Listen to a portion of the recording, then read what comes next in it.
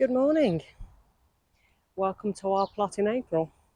So far, I've got a few things in. Because it's still frosty at this time of year, I've pretty much covered in fleece.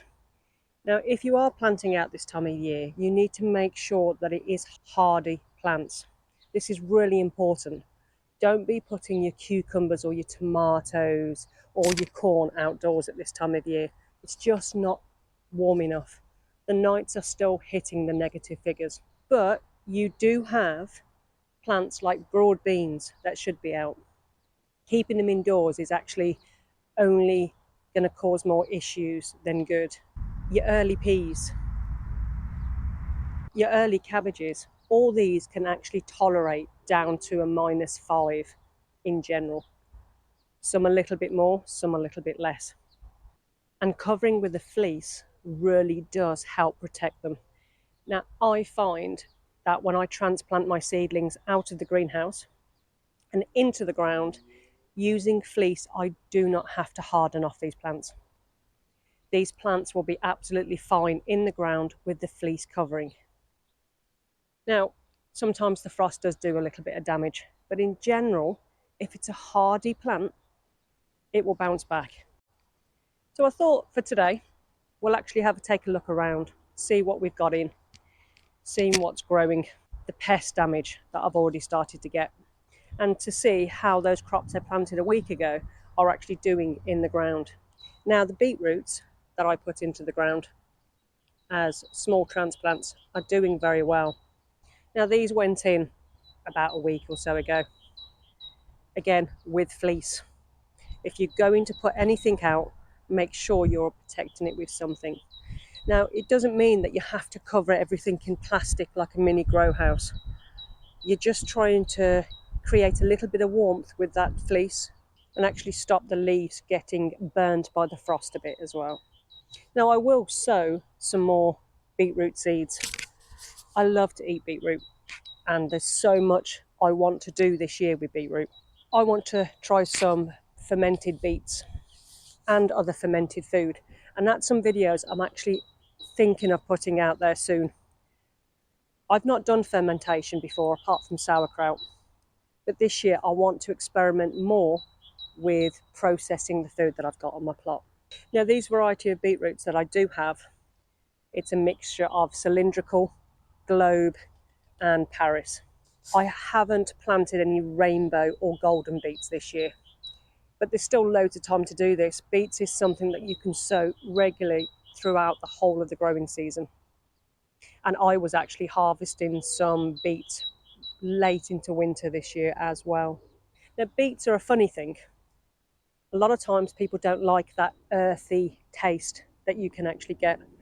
But there's a lot of recipes out there, like a chocolate beetroot cake, that really you can't taste that earthiness of the beetroot. And there are certain varieties that are not as strong as others.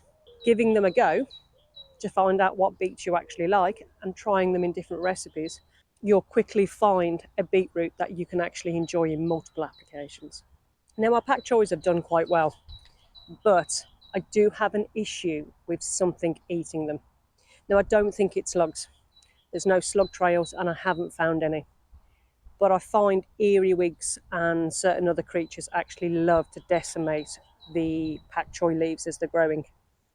Now, a lot of the times these actually do bounce back, but I always plant extra just in case I do lose a few. Now, it seems to be a certain area where I've planted them that they are getting eaten the most. But it's something I'll just have to keep an eye out for and see if I can find what the culprit is. Again, they are covered with fleece. One of the downsides to fleece is you can't always see if there is any issues without having to take off the fleece and look. But really, in the grand scheme of things, it doesn't actually take that long to do. Now, I enjoy pak choi, but it's not something I use in long-term storage. It keeps quite well in the fridge for a few days, but it is really something that you grow and eat pretty much straight away. Now, I know some people have frozen pak choi, but it's not quite the same for me. It loses that crunch. So we will have a glut of pak choi at certain times of the year. Now they do stay in the ground quite well, and I was harvesting over several weeks last year, plus the extra harvest in the autumn, which gave us multiple pak choi as well, which we were able to enjoy that lovely crunch for a couple of more months. Now our early cabbages, greyhounds, earliest of all, and golden acre, all these went into the ground about 4 or 5 days ago. Now we have plenty, and I mean plenty, of spare cabbages to go back in if we lose any. And we did again cover with fleece. Now the cauliflowers are in the same bed as the cabbages, and the fleece has actually come off in a couple of places, and they've been absolutely fine, even with last night's negative numbers. Again, it's all about hardy plants this time of year. Another literally 4 to 6 weeks, and there'll be plenty of opportunity to get your really warmth-loving plants into the ground. With these cabbages, we grow a lot because we will chop and store in the freezer to be able to use through most of the year. I also want to do some sauerkraut, some other pickles, and other actual whole dishes that I can actually put into the freezer to take out and actually use later on in the year. Last year we had such bad whitefly. Now where the netting does have a downside is it seems to contain the whitefly and keeps the birds off the brassicas, which they love to actually eat the whitefly. Like the birds, like the robins, the sparrows, the blue tits, all these things love to eat all those aphids and whitefly on our vegetables. But because we have to protect against pigeons and cabbage white, our netting stays on through most of the year, because it also helps deter our foxes that we have issues with on this plot, digging up all our plants. And because of this, it limits our natural predators to the whitefly and the aphid issue. Now last year we had thousands, and I mean thousands, of ladybirds on this plot. And I'm really hoping this year that we're going to get them all back again. Our broad beans were absolutely decimated by black fly. We'd actually gone away for a couple of days, and when we came back, they were just completely ruined. Now we did take the tops of the broad beans out once they started flowering, and this does reduce the aphid attack on your broad beans. But there was just no stopping them last year. I think the extra warm weather that we had and the milder winter we had before, I'm noticing whitefly and aphids in much bigger quantities late last year, and I'm really hoping this year it's not going to be the same. So I'm going to have to come up with more natural ways to actually get rid of the whitefly. Now our purple sprouting broccoli is doing phenomenally well. I was really pleased that ours actually survived such a harsh winter that we had this year, where it got down to -10. I was so sorry to see so many people on YouTube and other videos and local residents lose all their purple sprouting broccoli. It's one of those plants that take quite a while to actually grow. Now we start sowing in April our purple sprouting broccoli, goes into the ground as soon as last year's comes up. So that ground pretty much has purple sprouting broccoli in it for the whole year. So this is a long time to actually be growing a particular plant for your allotment. Now, I know a lot of people say it can take up to 9 months to actually, from seed to harvest, but I found that it's been pretty much almost a year, probably 10 to almost 12 months to actually harvest what we've actually got. We picked some the other day. Oh, it was so beautiful. And it's one of those things I thoroughly enjoy to grow, because you can pretty much just leave it, so long as you're taking off all your dead leaves and you're staking it and you're protecting it from your pigeons. It's just happy to do its own thing. And with the cost of purple sprouting broccoli in the supermarkets, having some on your plate at this time of year with that hungry gap is absolutely brilliant. Love it. Our garlic is also doing very well, and come June, fingers crossed, they'll be ready to harvest. Now, I've got a couple of little ideas with my garlic. Now, normally I will harvest my garlic and freeze it, chop it up really well, and actually put it into the freezer, ready to use for any dishes that I want in the future. But this year, I'm going to actually dehydrate and grind to a powder. Now, I haven't done it for a few years, and I'm actually really struggling to get good garlic powder. And it's the same with onions as well.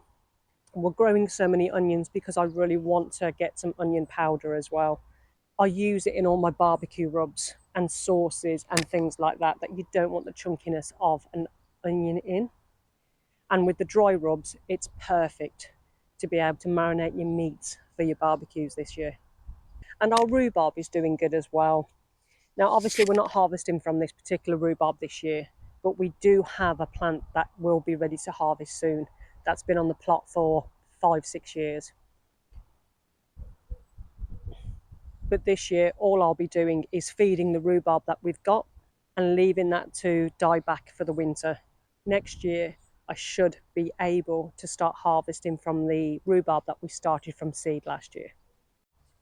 Now, the greenhouse at this time of year can give you a false sense of security for warmer weather. At the moment, our polytunnel is showing 30 degrees and it's barely 9:30 in the morning. But at the night, it drops down to 0. Now, last night it was actually quite cold, so I think it was a few degrees higher in the polytunnel than it actually was outside. But anything like tomatoes, your cucumbers, your corn, anything like that will not be happy to grow in something like that. Now, you may get germination, but sometimes the frost might actually damage it too much if it drops too low. Now, you can double insulate some of your plants in your polytunnel if you need to get them outside. If you've been maybe a little bit too eager with some stuff, you can double cloche them. You can wrap bubble wrap. You can make extra little grow houses that go on top of your seed trays. There's different ways, but really you've got to be very, very careful at this time of year because even polytunnels and greenhouses have freezing conditions. Now, in this polytunnel, I've got all my onions to go out, both set and seeds. It should have gone out about a week or two ago. But one thing or another, I just haven't had time to do it. I've got tons of lettuces to prick out and to actually redo. I've got coriander and spinaches to actually go outside as well. So over there today and tomorrow, that's exactly what I'll be doing. I'll be getting all my onions out at least. It's so nice to actually be outside in the beautiful sunshine with not a cloud in the sky. Now, if you're living in the UK, you've probably been really used to non-stop rain for over a month and a half. And it really does lift the spirit being actually outside in this weather. Even if you're just sitting down on your plot or in your back garden enjoying the sunshine, it makes a massive difference to your mental health.